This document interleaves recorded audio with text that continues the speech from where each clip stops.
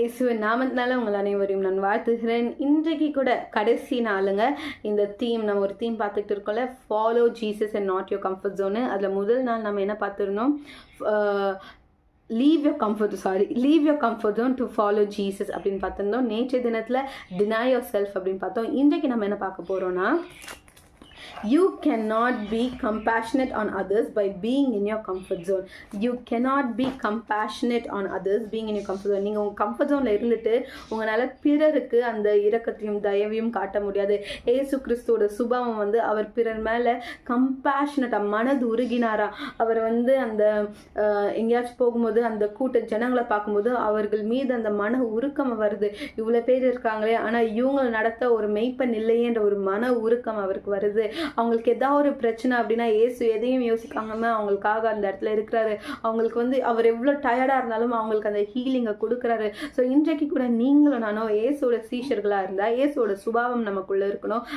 அது என்ன அப்படின்னு பார்த்தீங்கன்னா, இந்த மனதுருக்கம் நமக்குள்ளே இருக்கணுங்க. இயேசு அவரோட கம்ஃபர்ட் ஜோன் எல்லாத்தையும் விட்டு அவர் வந்தது போல் நம்மளும் நம்மளோட கம்ஃபர்ட் ஜோனை விடணும். நம்ம கம்ஃபர்ட் ஜோனில் இருந்துக்கிட்டு நம்மளால் பிறர் மேலே கம்பேஷனட்டாக நிச்சயமாக இருக்கவே முடியாது. வாங்க அப்படி தான் இங்கே சில மனிதர்களை பற்றி வாசிக்க போகிறோம். Mark chapter 2:1-14. மார்க் 2ஆம் அதிகாரம் 1-14 வரைக்கும் வாசிக்க போகிறோம். சில நாட்களுக்கு பின்பு அவர் மறுபடியும் கப்பர்நாமுக்கு போனார். அவர் வீட்டில் இருக்கிறார் என்று ஜனங்கள் கேள்விப்பட்டு உடனே வாசலுக்கு முன்னும் நிற்க இடம் போதாதபடிக்கு அநேகர் கூடி வந்தார்கள். அவர்களுக்கு வசனத்தை போதித்தார். அப்பொழுது 4 பேர் ஒரு திமிர்வாதக்காரனை சுமந்து கொண்டு அவரிடத்தில் வந்தார்கள்.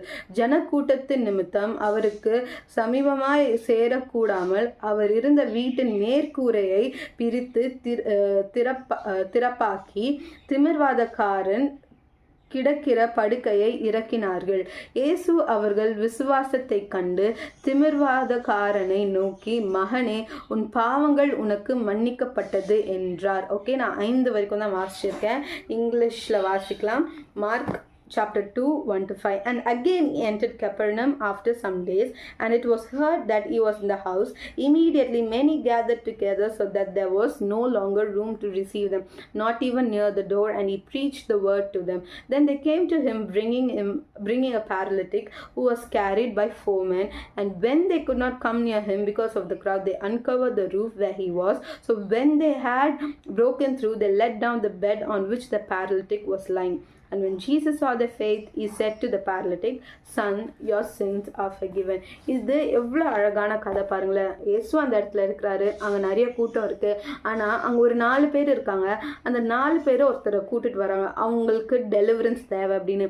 அந்த 4 பேருமே அந்த திமிர்வாதக்காரன், அந்த பேரலிட்டிக், அந்த 4 பேருக்கு ஃப்ரெண்டா, ரிலேட்டிவா, இல்லை என்னது இல்லை, இதெல்லாம் தாண்டி அவங்கள வருத்திக்கிட்டு அவங்க ஒரு எக்ஸ்ட்ரா மைல் போயிட்டு அவங்க என்ன பண்ணுறாங்க, இன்னைக்கு இந்த பிள்ளைக்கு டெலிவரன்ஸ் கண்டிப்பாக வேணும் அப்படின்னு சொல்லிட்டு அவங்க என்ன பண்ணுறாங்க, they are doing so much of thing. அவங்க போகிறாங்க, கூட்டத்தில் சேர முடியலன்ட்டு மேலே போய் அந்த கூரையை பிக்கிறாங்க.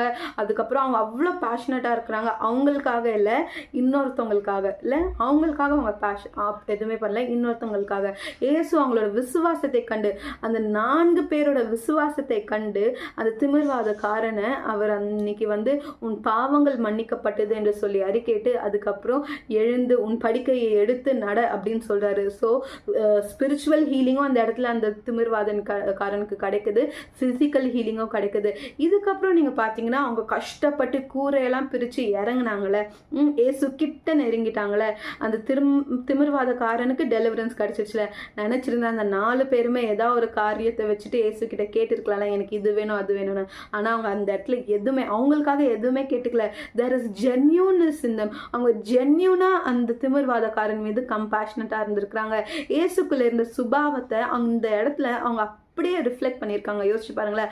ஆதி ஆகமத்தில் பார்க்குறோம், தேவன் தன்னுடைய சாயலாக மனுஷனை படைத்தான்னு. வெறும் உருவத்தில் மட்டும் இல்லைங்க, அவரோட சுபாவங்களும் நமக்குள்ள இருக்கணுன்றது தான் அவரோட நோக்கமாக இருந்திருக்கு. இந்த 4 பேருக்குள்ள இயேசுடைய ஒரு சுபாவம், அந்த மனதுருக்கம் இருந்திருக்கு. அதே போல தான் இன்னைக்கு உங்களுக்குள்ளேயும் எனக்குள்ளேயும் அந்த மனதுருக்கம் இருக்கணும். ஒருவேளை அந்த 4 பேர் அவங்களோட கம்ஃபர்ட் ஜோன்லேயே இருந்திருந்தாங்கன்னா அன்னைக்கு அவங்க அந்த கூரையை பிச்சிருப்பாங்களா? அவங்க அந்த எக்ஸ்ட்ரா மைல் எடுத்திருப்பாங்களா? முதல்ல அந்த திமிர்வாத காரனை தூக்கிட்டு வந்திருப்பாங்களா? அவங்க கம்ஃபர்ட் ஜோனில் இருந்தாங்கன்னா மாட்டாங்க. ஏதாவது ஒரு எக்ஸ்கியூஸ் சொல்லி, இவ்வளோ நாள் இப்படி இருந்துட்டேன், இனிமேயும் இப்படி இருந்துக்கோ, இல்லைன்னா இவ்வளோ கூட்டமாக இருக்குது, இதுக்கு மேலே நம்ம நடந்து என்ன பண்ணுறது, அவள் தான் இந்த கூட்டம் இருக்குது, கண்டிப்பாக அதை இயேசுவை பார்க்க முடியாது. ஆனால் அவங்க அந்த மாதிரி எக்ஸ்கியூசஸை சொல்லாமல் ஆப்பர்ச்சுனிட்டியை தேடி இயேசுக்கிட்ட போய் அந்த டெலிவரன்ஸை பெற்றுக்கொண்டாங்க. இன்றைக்கு அந்த 4 பேர் போல தாங்க நம்ம இருக்கணும். நம்மளோட விசுவாசம் அவ்வளோ ஸ்ட்ராங்காக இருக்கணும், அவ்வளோ நம்ம இயேசுக்குள்ள அவ்வளோ ஸ்டபனாக பேஷனட்டாக இருக்கணும், பிறர் மீது நம்ம அவ்வளோ கம்பேஷனட்டாக இருக்கணுங்க. இன்றைக்கு இயேசு நம்ம எல்லாருக்குமே பேசியிருக்காரு. இந்த 3 நாளும் பேசியிருக்காரு. நம்மளோட கம்ஃபர்ட் ஜோனை விட்டு வெளியில் வரணும். சில நேரத்தில் நம்மளோட பயமே ஒரு கம்ஃபர்ட் ஜோனாக இருக்குது. எனக்கு பயம், நான் பண்ண மாட்டேன்ட்டு அந்த பயத்திலேயே நம்ம அப்படியே ஒரு கவுச் போட்டுட்டு போல உட்காந்துருவோம். இன்றைக்கு நம்ம எழுந்துடுவோம், அந்த கவுச்லேருந்து எழுந்துடுவோம், அந்த பயத்துலேருந்து எழுந்துடுவோம், அந்த எக்ஸ்கியூசஸ்லேருந்து எழுந்துடுவோம், அந்த கம்ஃபர்ட் ஜோன்லேருந்து எழுந்து தேவனை நாம் சேவிப்போம், பிறரை நாம் நேசிப்போம். வசனம் சொல்லுதுல, யோவான் 13ஆம் அதிகாரம் 34. எல்லாரும் என்னோட யோவான் 13ஆம் அதிகாரம் 34 எடுத்துக்கோங்க. நீங்கள் ஒருவரிலொருவர் அன்பாயிருங்கள், நான் உங்களில் அன்பாயிருந்தது போல நீங்களும் ஒருவரிலொருவர் அன்பாயிருங்கள் என்கிற புதிதான கட்டளையை உங்களுக்கு கொடுக்கிறேன். ஃபர்ஸ்ட் அவர் என்ன சொல்றாரு? Love your God with all your heart with all your mind. First நம்ம தேவனை நேசிக்கணும். நெக்ஸ்ட் சொல்றாரு பிறரை நேசிங்க, நான் உங்களை நேசிக்கிறது போல பிறரை நேசிங்க அப்படின்ட்டு. அந்த 4 பேரும் அந்த ஒரு திமிர்வாதக்காரன் மீது வைத்திருந்த அந்த நேசம், அந்த மனதுருக்கம் அன்னைக்கு அவனுக்கு ஒரு விடுதலை கொடுத்தது போல நாமளும் பிறரை நேசிக்கணும். இது அந்த 4 பேர் பண்ணிட்டாங்கன்றதுக்காகல, இயேசுவோட அந்த கட்டளையா இருக்கிறதுனால நம்மக்குள்ள அந்த அன்பும் அந்த மனதுருக்கமும் இருக்கணும். சரியா? இன்றைக்கு கூட உங்களுக்கு பிறர் மேல அன்பு காட்டுறது ஒரு கஷ்டமா இருக்கு, பிறரை நேசிக்கிறது ஒரு கடினமா இருக்கலாம். இயேசு கிட்ட கேளுங்க, அந்த மனதை தேவன் உங்களுக்கு தருவார். வாங்க இப்பொழுது ஜெபிக்கலாம். ஏசப்பா, முதலாவது ஆண்டவரே, எங்களோட கடினமான இருதயத்தை நீங்க மாற்றுங்க தகப்பனே. செல்ஃபிஷா இருக்கிறத மாத்துங்க ஏசப்பா. நாங்க செல்ஃப்லெஸ்ஸா இருக்கணும், கம்பேஷனேட்டா இருக்க எங்களுக்கு உதவி செய்யுங்க கர்த்தாவே. ஆண்டவரே, இப்பொழுது கூட நான் ஜெபிக்கிற காரியம் ஒன்னே ஏசப்பா, நாங்கள் எல்லாரும் அப்பா உம்முடைய சுபாவம், அந்த மனதுருக்கம் எங்களுக்குள்ளே இருக்கணும், அந்த கைண்ட்னஸ், இந்த தயவு காட்டணும் ஆண்டவரே. அப்பா, நாங்கள் எங்களோட வாழ்க்கையே பற்றி யோசிச்சுட்டு அப்படியே போயிடக்கூடாது ஏசப்பா. எங்களோட கம்ஃபர்ட் ஜோனை விட்டு வரணும் ஏசப்பா. அந்த எக்ஸ்கியூசஸ் எல்லாத்தையும் நாங்கள் நிர்மூலமாக்கி ஆண்டவரே உமக்காக வைராக்கியமாக எழுமணும் ராஜா. எங்கள் எல்லாருக்கும் அந்த கிருபையை நீங்கள் தாங்க கர்த்தாவே. இயேசுவின் நாமத்தினால் ஜெபிக்கிறேன். ஆமேன். ஆமேன். God bless you. Have a great day.